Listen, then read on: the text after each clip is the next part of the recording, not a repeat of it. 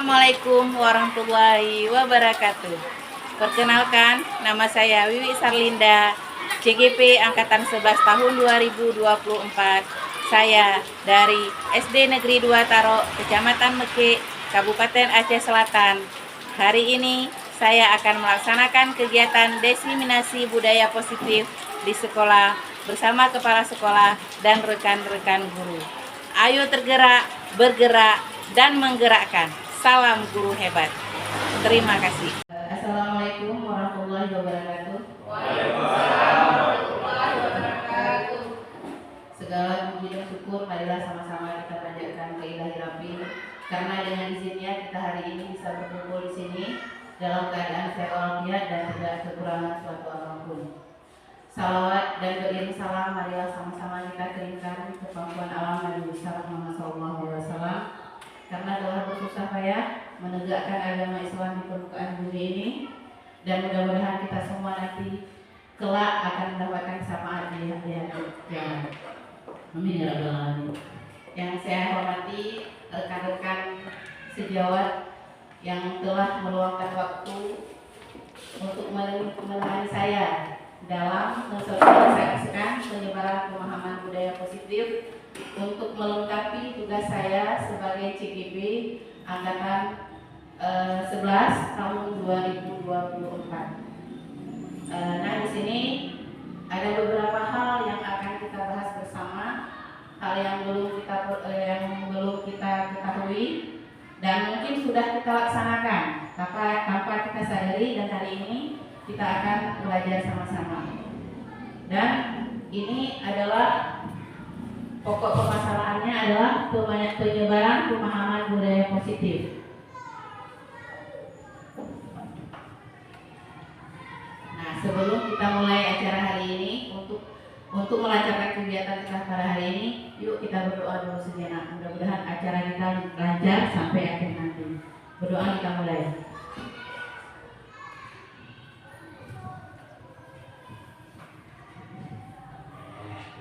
Berdoa selesai.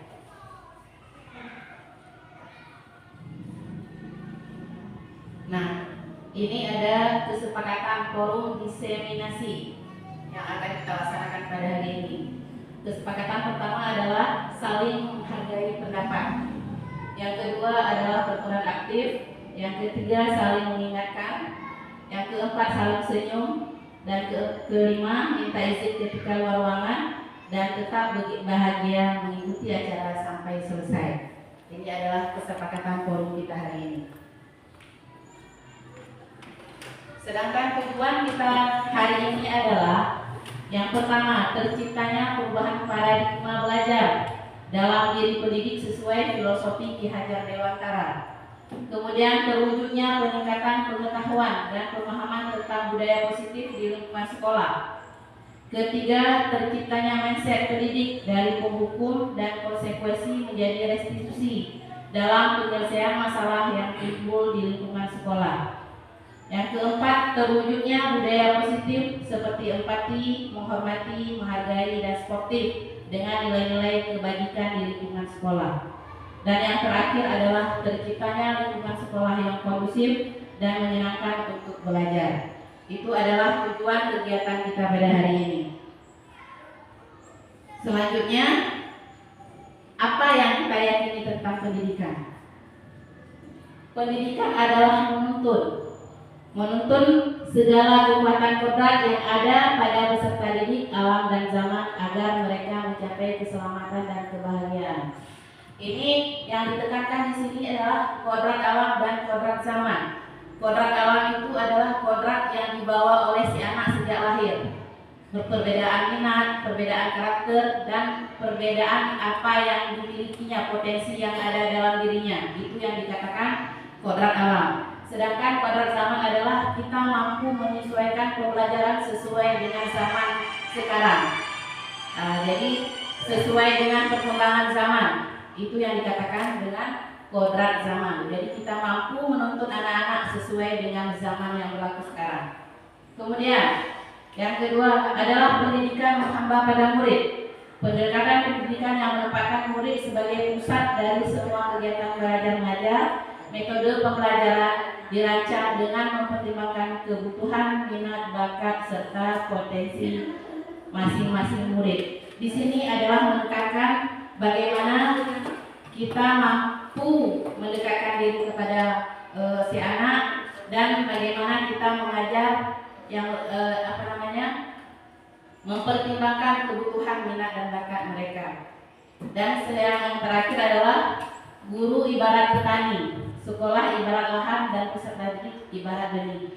Petani hanya bisa menuntun tumbuhnya benih dengan merawatnya. Jadi kita guru sebagai yang dituntun, yang menuntun anak-anak, tidak cuma mengajar tapi juga mendidik anak. Kita adalah sosok yang ditiru oleh anak. Kemudian selanjutnya, ini adalah ada 6 konsep inti budaya positif. Yang pertama adalah disiplin positif dan nilai-nilai kebajikan universal.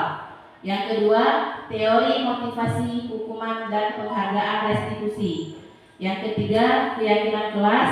4, kebutuhan dasar manusia dan dunia yang berkualitas. 5, posisi kontrol, dan 6, segitiga restitusi. Pertama, disiplin positif. Ketika mendengarkan kata disiplin, apa yang terbayang dan terlintas di benak Anda? Apa kira-kira yang terbayang di benak kita ketika kita mendengar kata disiplin? Kira-kira ada kawan-kawan yang ingin menanggapi? Ya, silakan.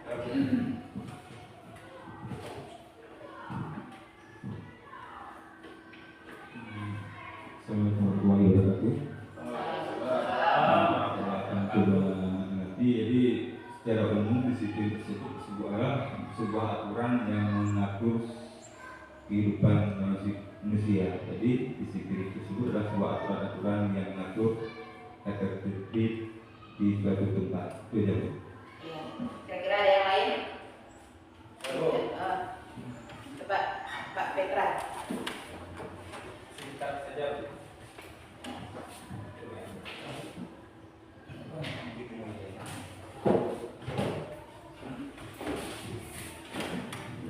Terima kasih atas kesempatannya Bu Wiwi Sarlinda. Yang terbayang atau terlintas di benak saya kata disiplin itu adalah tepat waktu. Mungkin itu saja. Terima kasih. Ibu yang sudut sana tadi ingin menambahkan? Ya, silakan. Ya, silakan.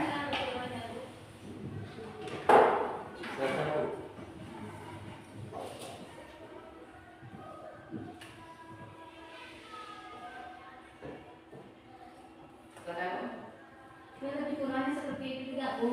Ya, tepat waktu. Ya, apapun yang dilakukan, apapun kegiatan kita yang kita lakukan harus tepat waktu. Karena kita hidup ini dalam aturan ya.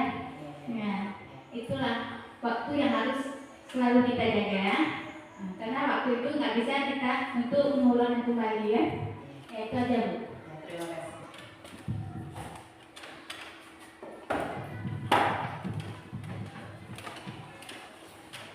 Iya, terima kasih. Benar sekali, disiplin dalam artian yang sudah Bapak Ibu terangkan tadi.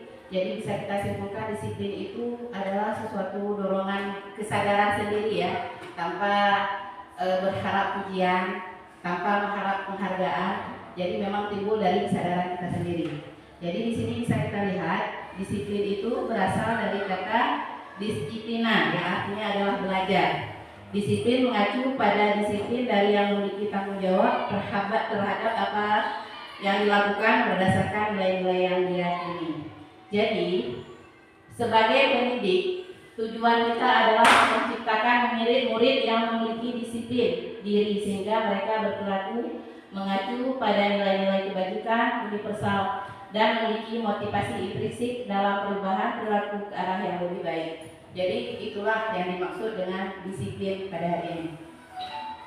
Selanjutnya, ini adalah nilai-nilai kebajikan. Nilai-nilai kebajikan adalah sifat positif manusia yang merupakan tujuan mulia yang ingin dicapai oleh setiap individu. Nah, Nilai-nilai kebajikan yang kita sepakati ini bersama tidak pernah lepas dari suku bangsa, agama, bahasa maupun latar belakangnya, dan tidak terlepas dari profil pelajar Pancasila, yaitu beriman bertakwa kepada Tuhan Yang Maha Esa, kemudian berkebinekaan global, mandiri, bergotong royong, bernalar kritis dan kreatif. Jadi nilai-nilai kebajikan yang kita tanamkan tidak pernah lepas dari nilai-nilai profil pelajar Pancasila. Nah, ini adalah teori motivasi hukuman penghargaan restitusi. Ini ada 3 teorinya: hukuman, konsekuensi, dan restitusi. Ini yang sering kita lakukan di sekolah. Hukuman yang kita berikan itu biasanya tidak terencana dan terjadi tiba-tiba. Kemudian murid tidak tahu apa yang terjadi karena kita tidak melibatkan mereka. Kemudian bersifat satu arah, merupakan hukuman fisik dan psikis. Kalau konsekuensi terencana, disepakati sesuai dengan peraturan, dibuat tidak, murid tetap nyaman dan sikap guru selalu memonitor murid. Sedangkan restitusi adalah proses menciptakan kondisi bagi murid untuk memperbaiki kesalahan, dan proses kolaboratif yang mengajarkan murid untuk mencari sendiri kesalahannya. Nah, ini adalah konsep hukuman dan penghargaan. Kita kemarin-kemarin sering berpikir, jika dalam kelas kita memberikan penghargaan kepada murid, baik berupa kado atau segala macam hadiah, itu adalah hal yang bagus. Tetapi banyak hal-hal yang dari hal itu berdampak negatif kepada murid. Nah, dan ini hukuman sudah jelas ya, menyakitkan, membuat murid tidak nyaman, murid takut, memaksa, dan murid menyembunyikan kesalahannya, dan murid bisa menjadi rendah diri. Ini adalah efek dari hukuman. Sedangkan penghargaan itu sama sekali tidak efektif. Kemudian merusak hubungan, kemudian mematikan kreativitas, kemudian juga menghukum dengan sistem ranking dan merampas hak harga dirinya. Bagaimana yang dimaksudkan dengan mematikan kreativitas? Jadi apa yang dilakukan oleh murid itu bukan dorongan keinginan sendirinya, tapi karena mengharap sesuatu dari kita. Nah, jadi tidak selamanya penghargaan itu akan berdampak positif, tapi lebih berdampak ke negatif. Dulu kita sering salah kaprah ya, dengan memberikan penghargaan kepada murid, kita berpikir itu adalah solusi yang baik. Ternyata tidak. Nah, kemudian ini adalah konsep disiplin dengan identitas sukses. Jadi kita sebagai guru harus lebih menekankan kepada 2 ini. Jadi konsekuensi dan restitusi. Kalau konsekuensi penguatannya jangka panjang, kemudian ada beberapa poin-poinnya di situ. Murid lebih menghormati peraturan dan kehilangan waktu untuk mengulangi kesalahan. Sedangkan restitusi, murid akan bertanggung jawab atas perilakunya, kemudian fokus pada pemecahan masalah jangka panjang. Murid menghormati dirinya dan orang lain, dan dirinya mampu memegang kontrol, dan murid bersemangat untuk memperbaiki kesalahannya. Nah, jadi dampak restitusi dan konsekuensi itu lebih positif. Dan ini adalah perbedaan contoh kasus siswa yang tidak mengerjakan PR. Misalnya dengan hukuman. Ini perbedaan ya, perbedaan antara hukuman, konsekuensi, dan restitusi. Ini kasusnya adalah siswa tidak mengerjakan PR. Kalau dengan hukuman, guru menghukum siswa hormat bendera 10 menit. Kemudian guru marah dan murid menjadi takut. Itu yang hukuman. Kalau konsekuensi, guru memberikan konsekuensi untuk mengerjakan PR saat istirahat atau dikerjakan sebanyak berkali lipat. Dan yang kedua, guru tegas dan siswa menghormati peraturan. Sedangkan restitusi ini adalah guru menanyakan keyakinan kelas dan membantu siswa dalam menyelesaikan masalah, dan guru terbuka dan siswa menghormati dirinya dan orang lain. Kebiasaannya yang kita terapkan di sekolah, misalnya murid kita melakukan kesalahan, menumpahkan air misalnya, ataupun membuang sampah sembarangan. Tapi yang kita lakukan apa? Saat dia membuang sampah sembarangan, yang kita lakukan apa? Menghukum dia dengan membersihkan WC. Itu tidak nyambung. Jadi kita memberikan sesuatu kepada murid itu sebagai konsekuensinya apa? Misalnya kalau dia membuang sampah, apa konsekuensinya? Dia harus membersihkannya. Nah, kalau misalnya dia juga membuang air dalam kelas, itu jangan kita suruh push up gitu ataupun lari-lari mengelilingi lapangan, itu nggak nyambung. Tapi apa konsekuensi atas perbuatannya tadi? Harus mengepel air yang sudah ditumpahkan tadi. Nah, jadi kita terkadang ini apapun yang dilakukan oleh murid yang tidak sesuai dengan keinginan kita selalu lari kepada hukuman. Dan itu adalah hal yang sangat tidak tepat, dan mungkin tanpa kita sadari murid itu tidak senang akan kita. Kemudian ini keyakinan kelas. Di saat awal semester seharusnya kita harus membuat kesepakatan kelas dengan siswa. Nah, di sini ada satu pertanyaan, mengapa keyakinan kelas bukan peraturan kelas? Kenapa? Kenapa keyakinan bukan peraturan? Padahal kan keyakinan dengan peraturan itu tidak begitu jauh beda. Kenapa? Ada yang bisa menanggapi? PS ya.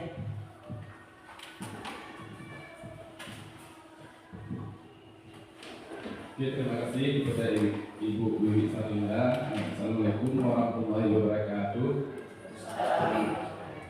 Nah, di sini saya coba menanggapi mengapa keyakinan kelas ataupun bukan peraturan kelas ini. Sepengetahuan saya Ibu, keyakinan itu adalah munculnya adalah guru dan murid yang membuat keyakinan itu. Yang disepakati, sedangkan peraturan itu lebih ke satu arah, mungkin gurunya saja yang membuat peraturan sehingga anak-anak itu harus patuh. Tapi kalau keyakinan ini adanya dialog antara guru dan murid untuk membuat satu keyakinan. Begitu kira-kira. Terima kasih. Kira-kira ada yang lain mau menanggapi?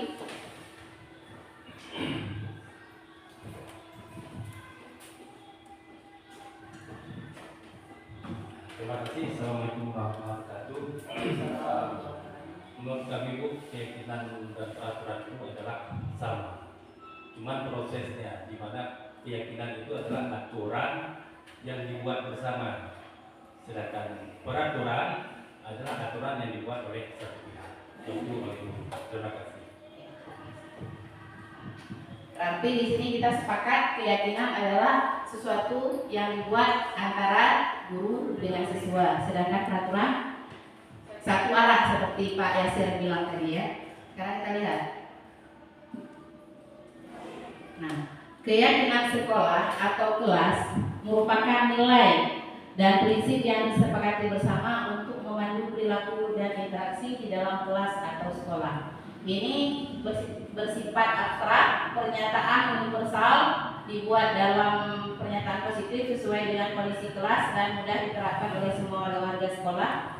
Dan warga sekolah kelas dilibatkan dalam membuatkan keyakinan kelas. Nah, dalam membuat keyakinan kelas ada beberapa tahap yang harus kita lakukan. Yang pertama adalah guru menjelaskan tentang keyakinan kelas. Berarti kita harus menerangkan dulu apa tujuan keyakinan kelas, apa yang dimaksudkan dengan keyakinan kelas kepada siswa. Kemudian semua murid menuliskan keyakinan mereka. Jadi kita minta murid untuk menuliskan keyakinan apa yang akan kita buat. Kemudian semua murid menempelkan keyakinan mereka. Kita meminta kepada murid untuk menempelkan keyakinan yang sudah mereka tulis. Kemudian memilah dan mengubah dalam berbentuk kalimat positif. Ini contohnya bagaimana? Misalnya tidak membuang sampah sembarangan. Itu sudah kita sepakati misalnya kan. Jadi ini kita ubah dalam bentuk kalimat positif bagaimana? Menjaga kebersihan. Jadi lebih mudah dipahami. Kemudian kita simpulkan apa keyakinan yang sudah kita sepakati. Misalnya tadi tidak membuang sampah sembarangan. Kemudian setiap keluar kelas minta izin. Jadi kita simpulkan, dan yang terakhir kita minta kepada murid untuk menandatangani hasil keyakinan kelas, berarti bahwa mereka sudah setuju. Nah, jadi ini sebagai bukti bahwa kita sudah sepakat sama-sama. Nah, keyakinan kelas merupakan salah satu cara untuk menanamkan disiplin positif sehingga melahirkan budaya positif di kelas atau sekolah. Jadi ini kita lakukan agar situasi belajar mengajar terjadi dengan aman dan kondusif. Selanjutnya ada ice breaking. Boleh saya minta Ibu untuk berdiri sebentar? Boleh.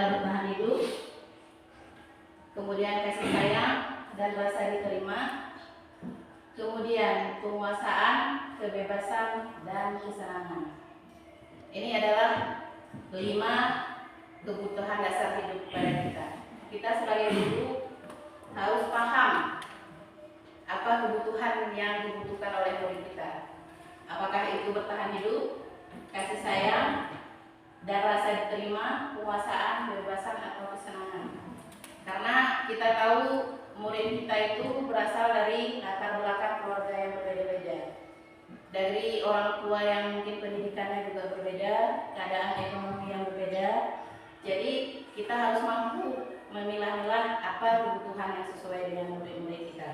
Ini adalah 5 kebutuhan dasar manusia. Dan ini adalah contoh kasus. Tahun ini Dimas genap berusia 14 tahun. Ia senang sekali ketika ayahnya mulai mengajarkan cara mengendarai motor. Setiap akhir pekan ia berlatih. Ia terlihat senang sekali berlatih sampai akhirnya ia bisa membawa motor dengan baik dan lancar. Ketika ibunya bertanya pada Dimas, apa yang membuat dia ingin bisa membawa motor? Ketika jawaban Dimas adalah seperti ini, kebutuhan apa yang dia ingin penuhi? Di sini kita lihat jawaban Dimas. Pertama, aku merasa bangga dan keren. Jadi di sini kebutuhan dasar manusia yang ingin dimiliki oleh Dimas adalah penguasaan. Kemudian, biar bisa jalan-jalan naik mobil bersama teman-temanku. Jadi ini kebutuhan yang mendasari Dimas ingin bisa mengendarai motor adalah kasih sayang yang merasa diterima. Ini adalah yang seterusnya, aku senang bisa pergi ke tempat yang mana aku suka. Ini Dimas merasa bebas. Nah, jadi ini adalah contoh kasus anak-anak itu juga harus kita hargai kebutuhan dasarnya. Nah, seperti kita sebagai guru, mungkin di kelas kita ada murid yang kehilangan orang tua atau berasal dari keluarga yang tidak utuh. Jadi mungkin di situ murid kita membutuhkan kasih sayang atau rasa diterima, jadi kita harus peka akan itu. Kemudian kita lanjut. Nah, ini adalah 5 posisi kontrol guru. Ada 5 posisi kita sebagai guru. Yang pertama adalah penghukum, yang kedua adalah pembuat rasa bersalah, yang ketiga teman, yang keempat pemantau, dan yang kelima adalah manajer. Nah, di sini bisa kita lihat sebagai penghukum otomatis salah.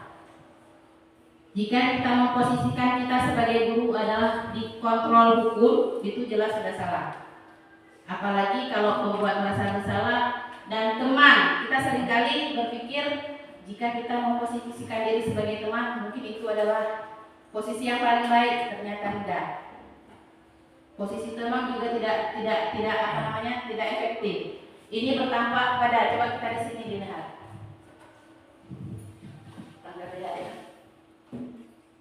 Teman. Kalau kita tempatkan diri sebagai penghukum, dampak kepada murid adalah mengulangi kesalahannya. Walaupun kita berpikir dengan hukuman itu akan membuat efek jerah, tapi pada kenyataannya tidak. Sudah kita lihat, walaupun kita suruh bersihkan mesin tiap hari, besoknya dia pasti akan mengulangi kesalahan yang sama. Jadi tidak efektif. Kemudian kalau kita sebagai guru, di sini kita berdiri, membuat rasa bersalah. Dampaknya apa? Murid merasa rendah diri. Karena kita selalu menakut-nakuti. Jadi tanpa kita sadari, murid akan merasa rendah diri. Kemudian teman, apa dampaknya? Murid lemah, tidak mandiri, dan tergantung pada gurunya. Jadi selama ini kita berpikir teman ini adalah posisi kontrol yang paling baik, kan? Nah, jadi kita ingin dekat dengan murid, jadi kita posisikan ini. Jadi tidak selamanya ini betul. Tidak selamanya ini efektif. Ini juga berdampak tidak baik dan kita juga akan kurang disegani. Nah, ini dari teman. Kemudian pemantau.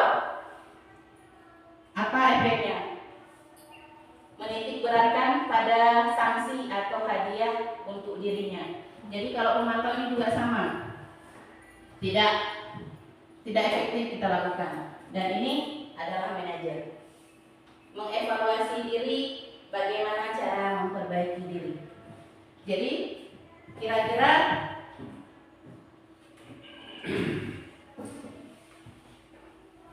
Nah, kita lihat ada contoh kasus lagi ini. Peserta didik tidak menggunakan sepatu berwarna hitam. Kalau kita berdiri sebagai penghukum, kita pasti menyuruh melepaskan sepatu seharian sampai pulang sekolah. Itu kalau posisi kita sebagai hukum. Kemudian kalau kita sebagai pembuat rasa bersalah, berapa kali Bapak Ibu harus memberitahukan kamu selalu mengecewakan Bapak dan Ibu.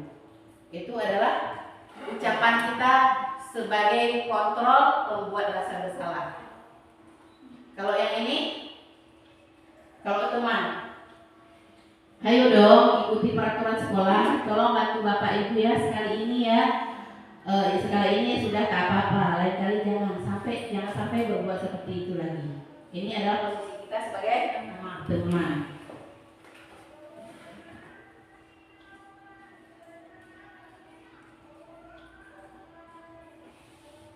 Ini pemantau.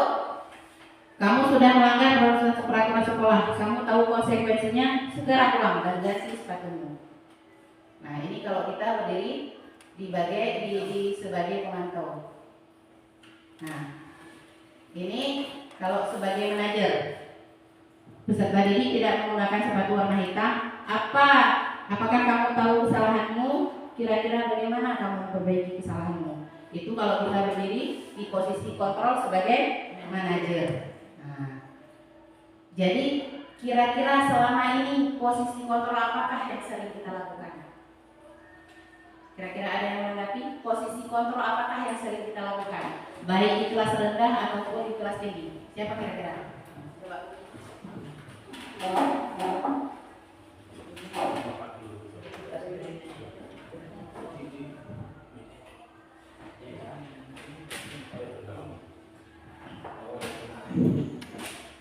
Assalamualaikum warahmatullahi wabarakatuh. Waalaikumsalam. Terima kasih kepada Ibu Wiwi Satindaya telah memberikan kesempatan untuk saya bisa memaparkan tentang posisi kontrol yang selama ini telah kami lakukan di sekolah SD Negeri 2 Daro ini. Jadi kami selaku wali kelas 5, alhamdulillah kami sudah melakukan posisi kontrol tersebut seperti yang telah Ibu Wiwi jelaskan tadi. Mungkin dalam hal ini kami masih kurang, tapi alhamdulillah hari ini setelah Ibu menjelaskan tentang apa-apa tentang misalnya penghukum bagaimana, teman bagaimana, kami yang sering melakukan kemarin Bu, mungkin karena kami belum tahu, tapi alhamdulillah hari ini kami sudah mengetahui dengan apa yang telah Ibu sampaikan itu. Kami sering melakukan penghukum Bu, ya mungkin karena kami belum tahu ya, kami sering melakukan penghukum. Di saat ada siswa kebetulan di kelas saya di kelas 5, ada anak didik saya 2 orang tuh Bu.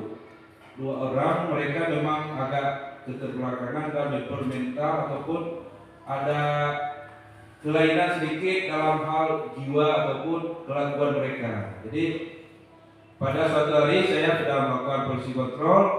Yang pertama tadi menghukum, mungkin berbeda, makanya hari ini di saat saya mendengar dari Ibu, wah ini bagus nih. Jadi sudah ada pemahaman baru untuk saya lakukan perubahan di sekolah Ibu seperti hukum.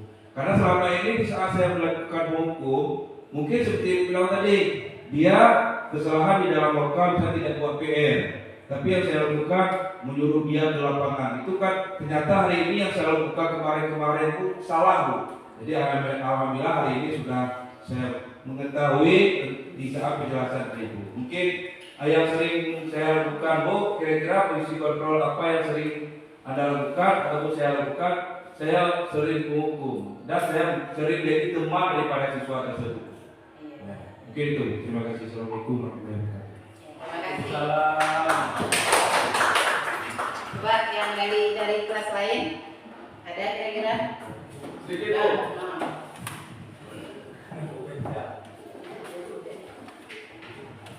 Assalamualaikum warahmatullahi wabarakatuh.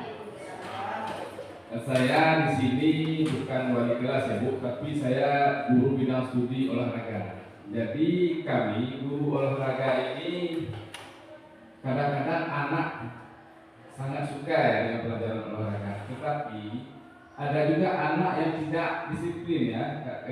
Di saat bel itu masih sedang berbunyi, masih ada yang pokoknya ada aja alasannya di kelas ini terlambat untuk di lapangan. Kami kan olahraga di lapangan ya.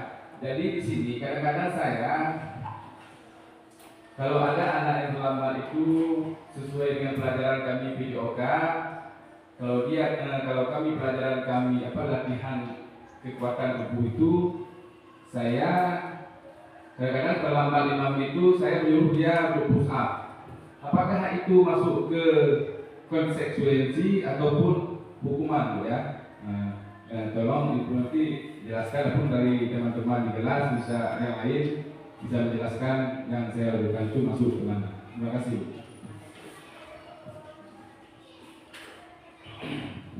Oke, terima kasih. Tadi Pak Yasir sudah menjelaskan beliau sebagai guru bidang studi PJOK sering melakukan hal yang dibuat oleh anak-anak misalnya telat masuk ke lapangan, tetapi beliau menghukum dengan lari-lari di lapangan. Jadi kira-kira itu masuk kemana? Ada yang menanggapi? Coba silakan.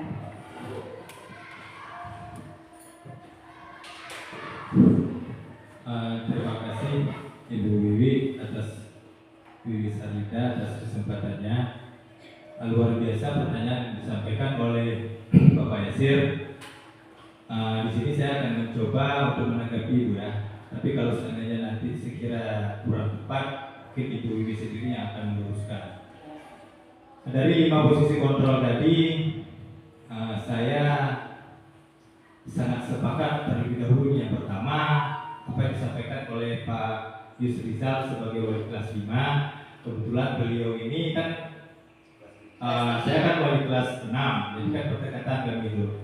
Karena mungkin kami sama-sama laki-laki, Ibu mau maklum juga. Ternyata yang kita lakukan selama ini di kelas 6, saya sering juga memposisikan diri sebagai penghukum di sini.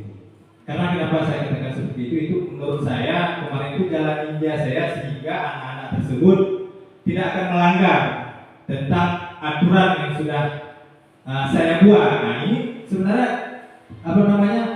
tertarik lagi saya dengan kesepakatan kelas yang tadi Ibu sampaikan. Ternyata di sana setelah siswa melanggar peraturan yang saya buat di kelas, kemudian saya memberikan hukuman kepada siswa seperti yang disampaikan oleh Pak Yusuf tadi. Nah, setelah saya melihat 5 posisi kontrol di sini, memang yang lebih tepat adalah kita menempatkan diri sebagai manajer. Nah, seperti penjelasan Ibu tadi, di sana saya lihat pengertiannya bahwa dalam menyelesaikan suatu permasalahan dengan siswa itu, kita harus melibatkan siswa untuk mencari solusi sendiri terhadap permasalahan yang dilakukan oleh siswa itu sendiri. Nah, menanggapi apa yang disampaikan oleh Bapak Yasir tadi, meskipun kalau menurut kami Ibu, nanti mohon Ibu jelaskan atau rekan-rekan wali kelas yang lain nanti mungkin bisa menambahkan. Kalau menurut kami Pak Yasir, meskipun Bapak berada di posisi mengemban tugas sebagai guru tugas, kalau melihat posisi kontrol manajer tadi itu kalau menurut kami kurang tepat yang dilakukan oleh Pak Yasir. Karena kenapa? Meskipun itu hanya hukuman fisik yang memang cocok di bagian olahraga, namun itu kalau menurut kami juga masih di tahap posisi kontrol pertama, penghukum. Bagaimana kalau menurut kami, bagaimana untuk solusinya? Mungkin Pak Yasir sendiri boleh memanggil anak tersebut, menanyakan kenapa nak kamu terlambat ke lapangan, ini sudah 35 menit. Ini dari penjelasan Ibu tadi ya, saya lihat. Kemudian mungkin Pak Yasir bisa menanyakan bagaimana ke depan supaya kamu tidak terlambat lagi. Ya, itu seperti itu yang saya lihat dari pemaparan materi Ibu tadi di layar. Mungkin itu saja tanggapan dari saya. Terima kasih. Assalamualaikum warahmatullahi wabarakatuh. Waalaikumsalam.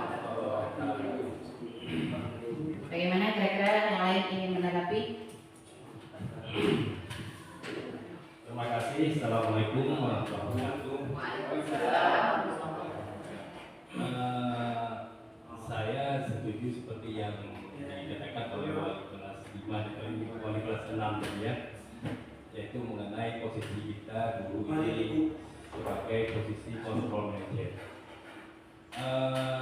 Menurut kasus Pak Yasir tadi sebagai guru PJOK, memang itu menjadi paradigma sebenarnya ya, antara bisa dibenarkan dan bisa disalahkan sebelum kita memahami materi yang disampaikan tadi. Tetapi kalau setelah kami memahami apa yang telah disampaikan tadi, sebenarnya yang dilakukan oleh Pak Yasir itu harus dirubah dulu, dirubah ke posisi Pak Yasir, jangan lagi, karena kan paradigma seorang guru olahraga itu atau guru PJOK itu memang guru yang memberi hikmah dan memberi rasa bersalah. Memang sekarang setelah memahami apa yang Ibu sampaikan, ternyata yang kita lakukan selama ini kurang tepat. Di mana posisi manajer itu tidak hanya diperuntukkan untuk guru kelas, tetapi juga untuk guru olahraga. Seperti yang disampaikan oleh wali kelas 6 tadi, panggil anak itu baik-baik dan kita menanyakan kenapa dia terlambat. Itu untuk pertama kalinya. Dan setelah terjadi beberapa kali, mungkin ada konsekuensi yang diterapkan nanti terhadap anak tersebut. Saya merasa begitu. Assalamualaikum warahmatullahi wabarakatuh.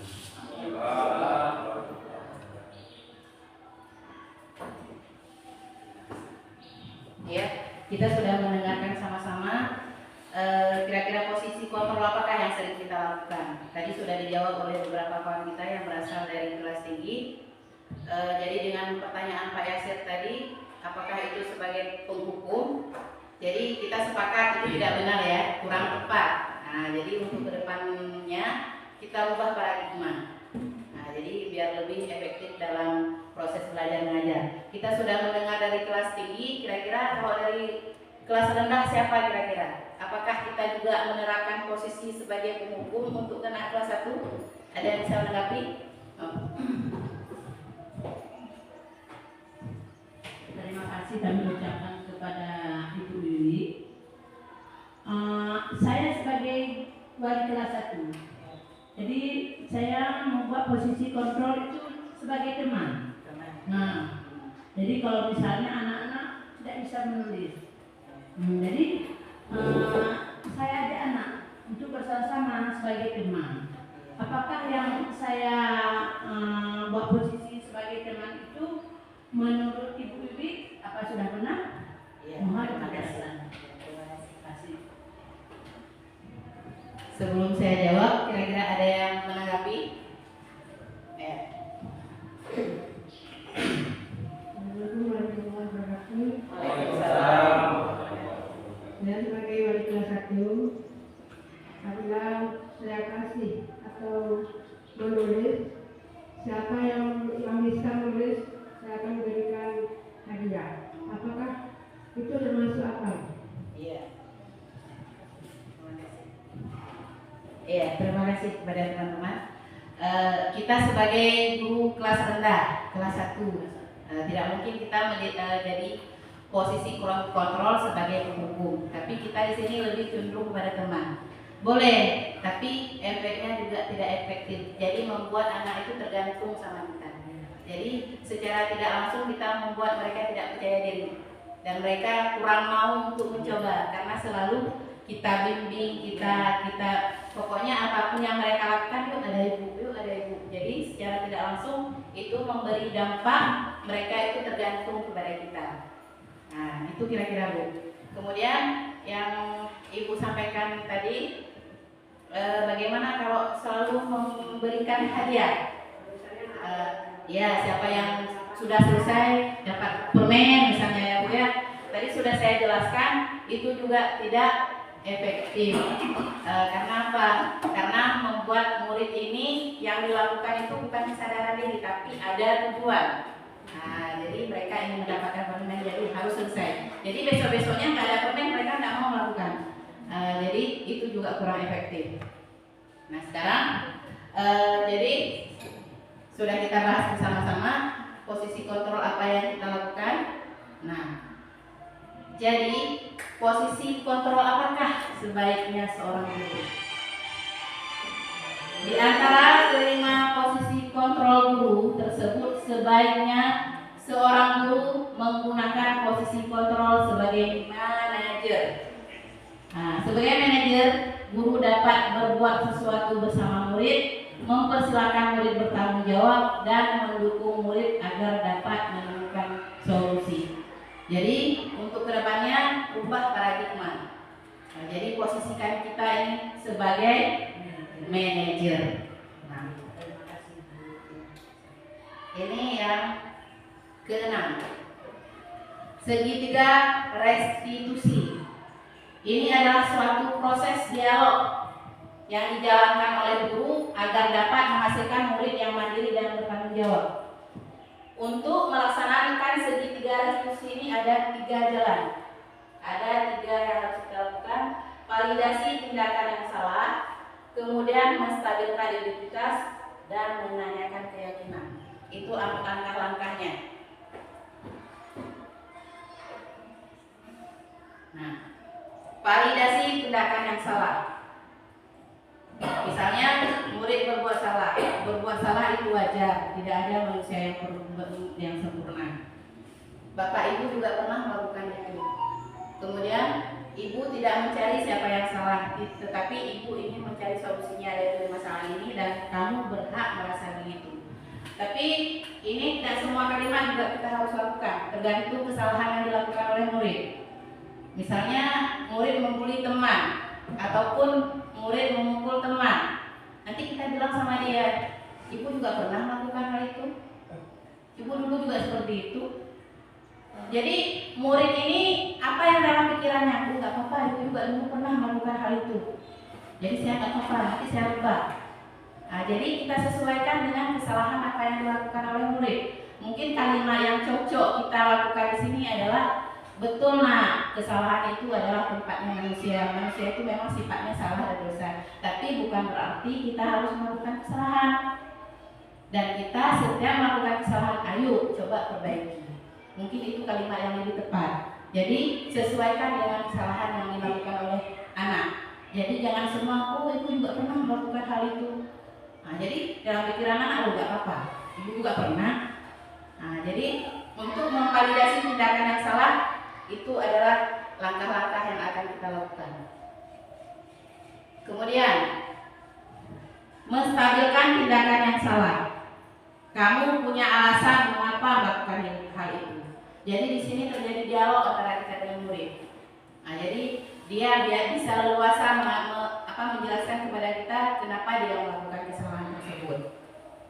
Nah, dan yang terakhir adalah menanyakan keyakinan. Inilah pentingnya saya bilang tadi, inilah pentingnya kita membuat keyakinan kelas. Jadi jika murid melanggar keyakinan yang sudah dibuat, kita ingatkan kembali. Apa keyakinan dulu yang sudah kita buat? Nah, yang sudah kita minta mereka untuk menandatanganinya. Jadi kita tanyakan kembali, apa keyakinan yang sudah kita buat. Nah, jadi jika kita menerapkan segitiga restitusi ini, saya rasa kita bisa lebih dekat dengan murid, dan mereka juga lebih terbuka kepada kita. Jadi setiap permasalahan yang mereka lakukan bisa diselesaikan dengan baik tanpa buntut panjang. Bagaimana saya maksudkan dengan buntut panjang? Mungkin dengan hukuman yang kita berikan misalnya ya. Buntut panjangnya apa? Mungkin dia nanti ngadu kepada orang tuanya, datang orangnya ke sekolah, kan jadi panjang ceritanya kan.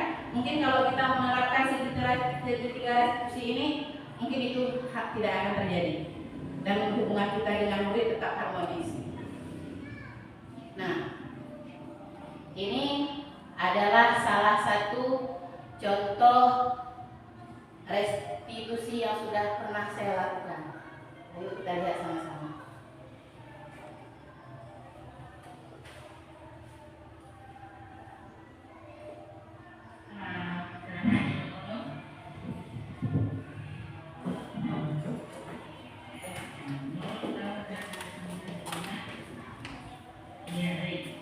Jadi begini,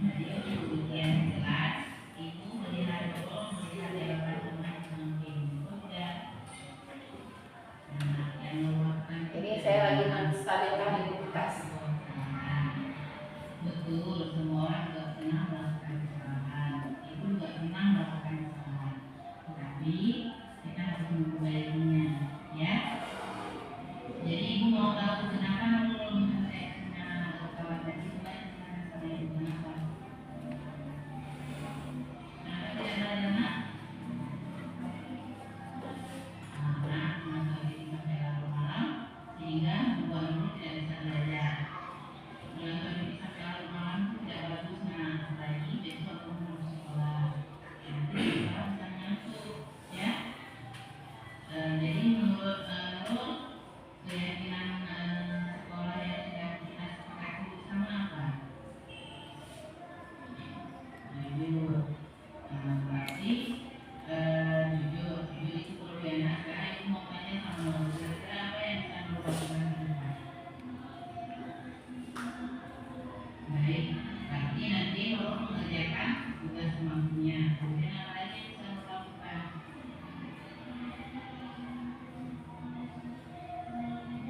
Nah, baik, berarti Nurul ingin meningkatkan rasa tanggung jawab juga kejujuran dalam belajar. Yakin Nurul bisa? Yakin. Kapan Nurul bisa melaksanakannya? Nah, jadi hari ini Nurul akan berusaha menjadi pribadi yang lebih baik, bertanggung jawab dan jujur. Ya. Iya, Nurul. Nah, dengan itu aja Nurul bisa kembali ke kelas. Nurul.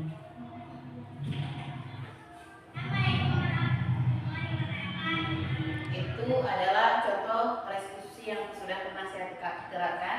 Jadi di sini kita melihat tanggapan dari si murid yang sudah melakukan kesalahan. Apa tanggapannya? Kita lihat sama-sama.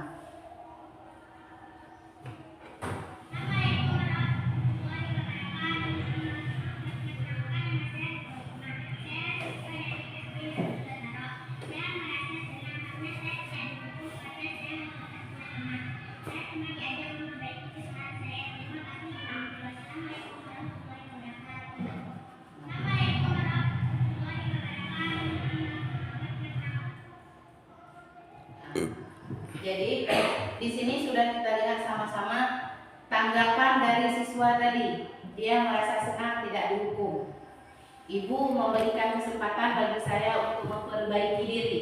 Itu tanggapan dari siswa. Jadi selama ini dari segi bahasa si siswa itu, jadi apa yang dibuat, misalnya dia membuat kesalahan, sudah jelas kita hukum.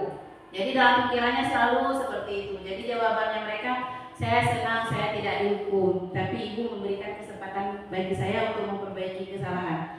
Jadi di sini kita sudah bisa melihat sebenarnya apa manfaat dari segi 3 restitusi itu. Nah, yang terakhir, nah kita sudah sampai di ujung materi. Sekarang ada refleksi peristiwa, perasaan, pembelajaran, dan penerapan. 1. Bagaimana pengalaman Anda mengikuti determinasi ini?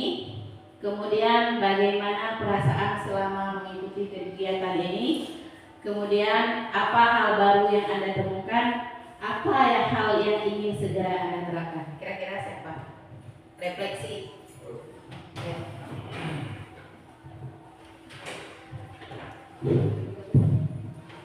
Baik. Terima kasih Ibu Yusar Dinda atas kesempatannya. Mungkin di sini saya sendiri akan merefleksi bagaimana pengalaman Anda mengikuti diseminasi ini. Karena ke depan aja Bapak ya.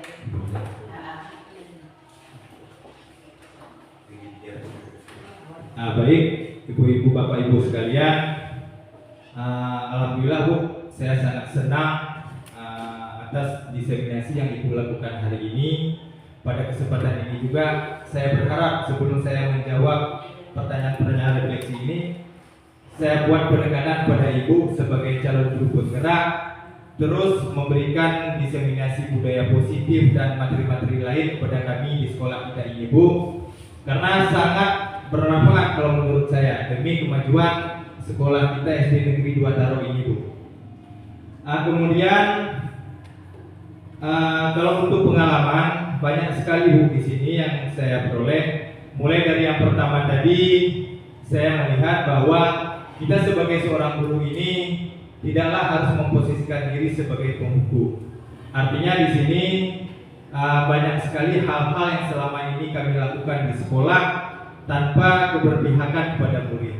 Kemudian yang kedua, saya ingat sekali materi tadi di atas. Sebenarnya saya ingin bertanya, namun setelah mengikuti proses ini berlanjut, saya mendapat jawaban bahwa kita sebagai guru ini seharusnya menghindari pemberian hadiah atau penghargaan yang berlebihan kepada siswa, karena itu akan mengakibatkan menghambatnya potensi diri siswa dan juga tidak akan efektif, karena bentuk pujian atau penghargaan atau pemberian hadiah itu yang kami tangkap dari Bu ternyata merupakan sebuah masukan atau masukan dari eksternal yang bukan berada dari dalam diri siswa. Baik itu kedisiplinan, misalkan ada siswa disiplin, kalau saya di kelas 6 sebenarnya memang banyak sekali ini Bu yang ketertimpangan dari yang saya lakukan, bahwa saya memberi pujian ternyata bersifatnya sebentar, karena itu bukan berasal dari diri siswa. Nah kemudian masalah restitusi tadi Bu, kami baru mendengar ini restitusi. Ternyata di dalam restitusi ini kita tidak semena-mena harus menjudge siswa bahwa kamu ini bersalah, kamu ini patut dihukum, kamu ini tidak boleh seperti ini. Ternyata itu sangat tidak cocok, tidak sesuai yang harus kita lakukan oleh seorang guru. Nah kemudian selanjutnya, bagaimana perasaan selama mengikuti kegiatan? Perasaan saya sangat gembira Bu, sangat senang bahwa ternyata banyak ilmu baru yang kami peroleh meskipun dalam durasi diseminasi yang singkat ini Bu. Kemudian apa hal baru yang Anda temukan? Mungkin ini sudah saya jelaskan di awal tadi bahwa banyak sekali materi-materi yang kami peroleh dari diseminasi ini. Kemudian apa hal yang ingin segera Anda terapkan? Nah ini Bu, jujur saya katakan setelah memperoleh materi diseminasi dari Ibu ini, insya Allah mungkin mulai besok, pembelajaran besok, saya akan menerapkan apa yang sudah saya dapatkan di sini, baik dalam hal menghindari pemberian penghargaan, menghindari pemberian hadiah kepada siswa. Di samping itu juga saya akan berusaha untuk memposisikan diri saya sebagai manajer, karena setelah saya lihat contoh video yang Ibu lakukan tadi bahwa ternyata dengan memposisikan diri kita sebagai manajer, siswa itu dapat mencari sendiri solusi atas permasalahannya dan akan membuat mereka itu terasa nyaman dan tenang, dan tidak akan merasa bersalah, dan kemudian dia akan memperbaiki sendiri apa yang menjadi kesalahan yang sudah dia perbuat. Mungkin itu saja dari saya Bu, terima kasih. Assalamualaikum warahmatullahi wabarakatuh.